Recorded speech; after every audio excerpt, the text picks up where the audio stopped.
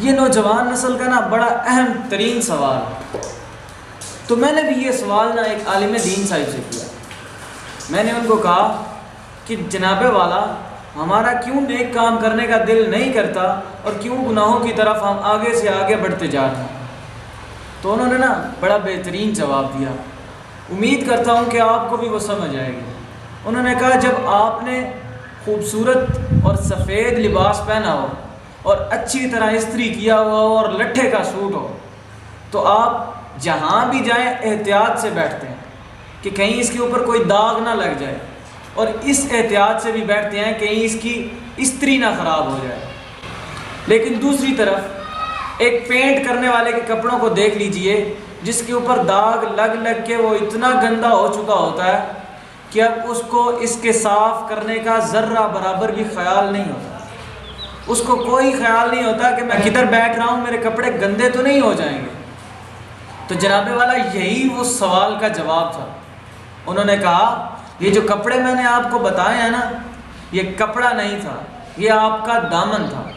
انہوں نے کہا جو نیک لوگ ہوتے ہیں نا اللہ کے, انہوں نے اپنے دامن کو اس قدر سفید کپڑے کی طرح صاف رکھا ہوتا ہے کہ وہ اس کے اوپر ایک ذرہ برابر داغ بھی نہیں لگنے دیتے.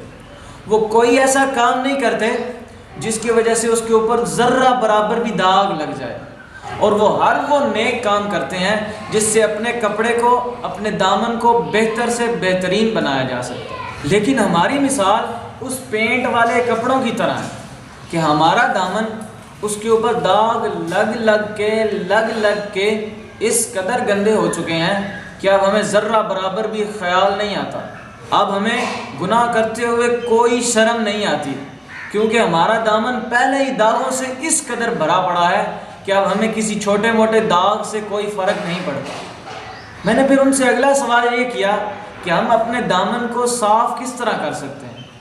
تو انہوں نے مجھے کہا کہ تمہیں ہر اس کام سے بچنا ہوگا جس کام سے تمہارا دامن گندا ہوتا ہے.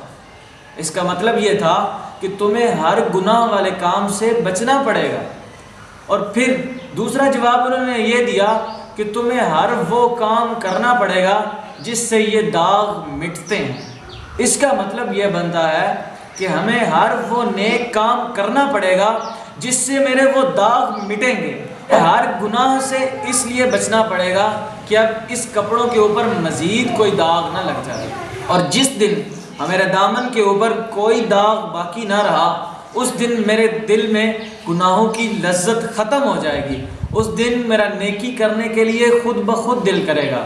تو آئیے ہم سب مل کے یہ عہد کرتے ہیں کہ اب ہم زندگی میں کوئی بھی ایسا کام نہیں کریں گے جس سے ہمارے دامن کے اوپر داغ لگتا ہو, اور ہم وہ ہر کام لازماً کریں گے جس سے ہمارے دامن کے تمام داغ مٹ جائیں, اور پھر ایک ہم سفید کپڑے کے ساتھ اٹھیں گے اور ہر گناہ سے بچیں گے اور نیکی کی طرف بڑھتے جائیں گے.